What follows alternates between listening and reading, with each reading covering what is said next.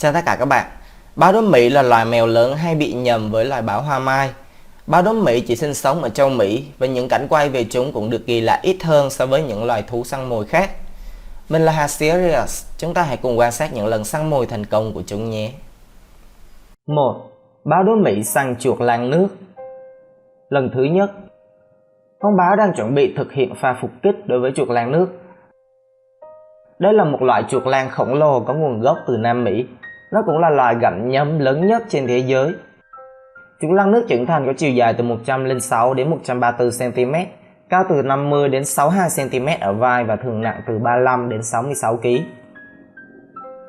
Lần săn chuột lang thứ hai của báo đốm. Báo đốm săn mồi chủ yếu bằng cách phục kích hơn là truy đuổi mồi. Mặc dù tốc độ chạy tối đa của nó có thể đạt 80 km/h, tuy nhiên lại không thể duy trì tốc độ này lâu bền được. Con báo cần phải tóm con chuột lang trước khi nó nhảy xuống nước, vì chuột lang có khả năng bơi lội rất tốt. Tiếp tục là một lần săn chuột lang nữa. Báo đốm thường giết chuột lang bằng cách cắn xuyên răng nanh của nó qua xương thái dương của hộp sọ, phá vỡ vòm xương má cùng hàm dưới và xuyên qua não của con mồi từ tai. Chuột lang nước là một trong những món ăn khoái khẩu của đầu bếp báo đốm. 2. Báo đốm Mỹ săn lợn loài peccary. Báo đốm Mỹ là loài mèo lớn thứ ba chỉ sau hổ và sư tử. Phạm vi hiện tại của báo đốm kéo dài từ Tây Nam Hoa Kỳ và Mexico ở Bắc Mỹ, qua phần lớn Trung Mỹ và phía Nam đến Paraguay và miền Bắc Argentina ở Nam Mỹ. Kích thước và trọng lượng của chúng thay đổi đáng kể. Trọng lượng thường nằm trong khoảng 56 đến 96 kg. Những con đực to lớn nhất đã được ghi nhận nặng tới 158 kg. Lợn loài peccary là một loài động vật có vú móng guốc cỡ trung bình, nhìn rất giống lợn, thuộc họ lợn Tân Thế Giới. Chúng được tìm thấy ở khắp Trung và Nam Mỹ và ở khu vực Tây Nam của Bắc Mỹ. Có chiều dài từ 90 đến 130 cm. Một con trưởng thành hoàn toàn thường nặng khoảng 20 đến 40 kg. Con báo đốm Mỹ đã theo đuổi và tán tỉnh đàn lợn được vài hôm, nhưng đàn lợn luôn từ chối. Ý mình là luôn bỏ chạy kịp thời. Lợn loài có những giác quan đặc biệt giúp xác định mối nguy hiểm. Con báo cần phải lại thật gần để thực hiện việc phục kích. Đêm tối giúp nó ngụy trang rất tốt và khó bị con mồi phát hiện. Lợn loài peccary cũng sở hữu hàm răng rất đáng sợ chứ không phải dạng vừa. Nó có thể cắn chảy máu và khiến báo nhập viện. Con báo đã lựa chọn xong một nạn nhân bị tách đàn. Pha phục kích chớp nhoáng khiến con mồi không thể chạy thoát nổi. Báo đốm Mỹ tiêu tốn năng lượng đáng kể cho việc truy đuổi và giết mồi. Chúng có thể tiêu thụ đến 25 kg thịt chỉ trong một lần ăn. Sau đó thì chúng có thể nhịn đói một thời gian mà không cần ăn. 3. Báo đốm Mỹ săn cá sấu cai mang. Ngoài việc săn chuột lang nước và lợn lòi thì báo đốm cũng có thể săn những loài săn mồi rất nguy hiểm khác, cụ thể là cá sấu cai mang. Cá sấu cai mang sinh sống ở Mexico, Trung và Bắc Nam Mỹ, từ đầm lầy đến sông hồ ngập mặn. Cai mang có làn da chứa vảy và chủ yếu đi khách vào ban đêm, tức là chỉ hoạt động về đêm. Chúng là loài cá sấu có kích thước tương đối nhỏ với trọng lượng trung bình từ 6 đến 40 kg tùy theo loài. Chiều dài trung bình của hầu hết các loài cai mang là khoảng từ 2 đến 2,5 m, ngoại trừ cá sấu cai mang đen, có thể dài hơn 4 m và nặng tới 400 kg. Báo đốm Mỹ có thể săn bất kỳ con cá sấu nào có kích thước từ nhỏ hơn đến to ngang ngửa nó, nghĩa là cá sấu cai mang đen cái hoặc cá sấu cai mang đực chưa trưởng thành vẫn có thể trở thành thức ăn cho báo đốm Mỹ. Tuy nhiên điều gì đã khiến báo đốm có thể săn một loại bò sát nguy hiểm đến như vậy? Báo đốm Mỹ sở hữu lực cắn mạnh nhất trong các động vật họ nhà mèo. Lực cắn của nó có thể đạt 680 kg trên một inch vuông. Lực cắn của nó cho phép nó cắn xuyên vỏ của các loài bò sát bọc thép và rùa. Theo báo cáo, một cá thể báo đốm có thể kéo một con bò đực nặng 360 kg di chuyển 8 m trong hàm của nó và nghiền nát những chiếc xương nặng nhất. Chúng thường giết cá sấu bằng cách cắn xuyên sọ. Rất ít loài mèo lớn dám nhảy xuống nước săn cá sấu như báo đốm Mỹ. Các bạn có thể nghĩ rằng vì báo đốm Mỹ to hơn nên mới săn được loại cá sấu này. Tuy nhiên thì người ta đã ghi nhận được những trường hợp báo đốm Mỹ săn được cả những con cá sấu to hơn cả cơ thể của nó. Tất nhiên là nó không thể săn được những con cá sấu quá to. Những con cá sấu cai mang đen đực trưởng thành có thể nặng đến 400 kg. Như vậy là quá to và quá sức của báo đốm Mỹ. Trường hợp này thì có lẽ báo đốm sẽ bị cá sấu săn ngược.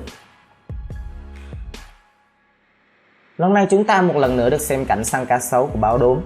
Báo đốm Mỹ giống với báo hoa mai và hổ, chủ yếu săn mồi bằng cách phục kích chứ không truy đuổi con mồi trên đoạn đường dài như báo guepard và sư tử. Ở Nam Mỹ thì ba loài săn mồi đứng đầu là báo đốm Mỹ, cá sấu cai mang đen và chăn anaconda. Những kẻ săn mồi này cũng thường xuyên chạm trán và ăn thịt lẫn nhau. Con cá sấu cai mang đã bị báo đốm bắt được và cắn cổ. Tuy nhiên nó đang chống cự rất quyết liệt. Các loài cá sấu đều có tuyệt chiêu death throw rất lợi hại để giết và xé thịt con mồi. Đôi khi chúng cũng sử dụng chiêu này để chống lại kẻ thù như báo đốm hoặc hổ. Điều quan trọng là báo đốm phải khóa mõm được cá sấu. Như vậy nó sẽ ngăn được việc bị cá sấu phản công. Báo đốm đang định dìm chết cá sấu, tuy nhiên nó cũng không biết rằng cá sấu có thể nhịn thở rất lâu trong nước.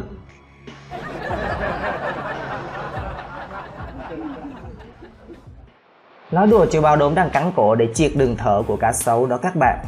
Có điều cá sấu lại có thể nhịn thở đến 2 giờ, nên có lẽ việc cắn cổ nó như thế này không phải là một cách kết liễu tốt.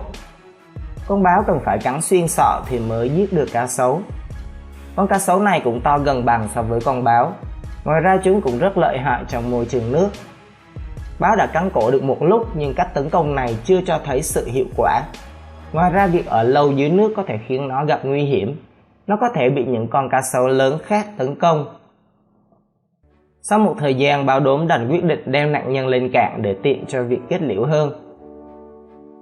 Vừa rồi con báo định leo lên nhưng mà địa hình hiểm trở, trơn tuột, cộng thêm phải vác theo một con cá sấu rất cồng kềnh, khiến nó xử lý cũng cồng kềnh theo. Cá sấu thì vẫn cố sức để giãy giụa, nhưng nó không đủ mạnh để thoát khỏi mồm của báo. Cuối cùng thì báo cũng kiếm được một chỗ thuận lợi hơn để leo lên. Nhìn nó khá là chơi với và vụng về. Báo đã leo lên được rồi. Như chúng ta đã thấy rõ được hoàn toàn con cá sấu. Nó nặng khoảng 60 cân. Sau khi lên bờ rồi thì việc giết cá sấu sẽ dễ dàng hơn. Cá sấu bị báo đốm tha như con đẻ vậy. 4. Báo đốm Mỹ săn chăn anaconda vàng. Chăn anaconda vàng cũng là một trong những con mồi của báo đốm. Chăn anaconda vàng còn được gọi là anaconda Paraguay, là một loài chăn đặc hữu tại phía nam của Nam Mỹ. Nó là một trong những loài rắn lớn nhất thế giới, nhưng nhỏ hơn họ hàng gần của nó là anaconda xanh. Con trưởng thành có tổng chiều dài trung bình từ 3,3 đến 4,4 mét, chúng thường nặng từ 25 đến 35 kg. Con chăn này quá nhỏ nên không thể chống lại báo đốm được. Lần này thì báo đốm Mỹ phải đối đầu với một loài chăn nguy hiểm hơn nhiều, đó là chăn xanh Nam Mỹ. Anaconda xanh là loài chăn nặng nhất thế giới và là một trong những loài chăn dài nhất thế giới, với chiều dài lên tới 5,21 mét. Cân nặng của chúng ít được nghiên cứu kỹ, nhưng theo báo cáo là từ 30 đến 70 kg khi trưởng thành. Tuy nhiên một số con rất lớn có thể dài đến 8 mét và nặng trên dưới 200 kg. Con chăn này nặng khoảng 90 kg, còn con báo nặng khoảng 80 kg. Con báo đốm có lẽ không biết đối thủ của nó nguy hiểm như thế nào. Với kích thước như thế này thì con chăn không hề dễ xơi, thậm chí nó có thể giết ngược lại con báo đốm và ăn thịt. Tuy nhiên báo đốm không quan tâm lắm đến điều đó, nó chỉ thấy là mình cần phải kiếm tiền để nuôi con. À quên, kiếm thức ăn cho vợ con. Con báo cắn vào phần thân đuôi, còn con chăn cũng dùng đuôi để xiết. Môi trường nước cũng là môi trường yêu thích của các loài chăn. Chúng di chuyển linh hoạt trong nước hơn trên cạn. Trong khi báo chồng đang vất vả giết chăn thì báo vợ linh cảm thấy có điều không lành nên quyết định đến trợ giúp. Thường thì báo đốm Mỹ có da màu vàng và có đốm đen, tuy nhiên một vài con báo lại có màu đen. Báo đen là do biến thể sắc tố đen của báo hoa mai ở châu Á và châu Phi và báo đốm ở châu Mỹ. Báo đen của cả hai loài đều có sắc tố đen dư thừa, tuy nhiên chúng vẫn có đốm trên da. Chúng nhiễm sắc tố ở báo hoa mai là do gen lặng, còn báo đốm Mỹ là do gen trội. Con chăn đã bắt đầu tấn công dữ dội hơn trước. Chúng ta thấy là con chăn này có vòng thân rất to. Nó mà cuốn được vài vòng lên người con báo và siết thì báo chỉ có đi băng múi mà thôi. Tuy nhiên con báo vợ đã đến và tiếp ứng cho báo chồng. Hai con báo là quá nhiều để chăn có thể đối phó. Bởi thế nên người ta nói đồng vợ đồng chồng tác vỡ mặt chăn Nam Mỹ cũng được. 5. Báo đốm Mỹ săn cá. Sang cảnh tiếp theo, lần này chúng ta sẽ được chứng kiến cảnh báo săn cá. Báo đốm là một loài thích nước và có khả năng bơi lội rất giỏi giống như hổ. Các sinh vật dưới nước cũng chiếm một phần lớn trong chế độ ăn của chúng, mà ở dưới nước thì thứ có nhiều nhất chắc chắn là cá. Giống như tất cả các loài mèo, báo đốm Mỹ là loài động vật chỉ ăn thịt. Chúng là một kẻ săn mồi cơ hội và chế độ ăn của chúng bao gồm ít nhất 87 loài. Báo đốm thích con mồi nặng từ 45 đến 85 kg. Vâng, chúng ta thấy gu của nó khá là mặn. Chuột lang nước và thú ăn kiến khổng lồ là những loại mồi chúng ưa thích nhất. 6. Báo đốm Mỹ săn rái cá. Những con mồi thường được săn bắt khác của báo đốm bao gồm lợn rừng, hươu Bắc Mỹ, lợn loài peccary, cá sấu ca mang đeo kính ở các vùng phía Bắc trong phạm vi sinh sống của nó. Ngoài ra còn có tatu chín đai, gấu mèo mũi trắng, ếch và cá. Báo đốm khác biệt với các loài mèo lớn khác ở chỗ chúng không thường xuyên săn động vật móng vuốt chẵn. Một số báo đốm cũng săn các loài như ngựa, gia súc và lạc đà không bướu. Ở vùng núi Arizona, một con báo đốm đã giết và ăn thịt một con gấu đen Bắc Mỹ. Báo đốm đã săn được một con rái cá nhỏ. Ok, vậy là chúng ta vừa xem xong những lần săn mồi ấn tượng của báo đốm Mỹ. Các bạn đừng quên bấm đăng ký để không bỏ lỡ các clip thú vị tiếp theo về động vật. Xin chào và hẹn gặp lại.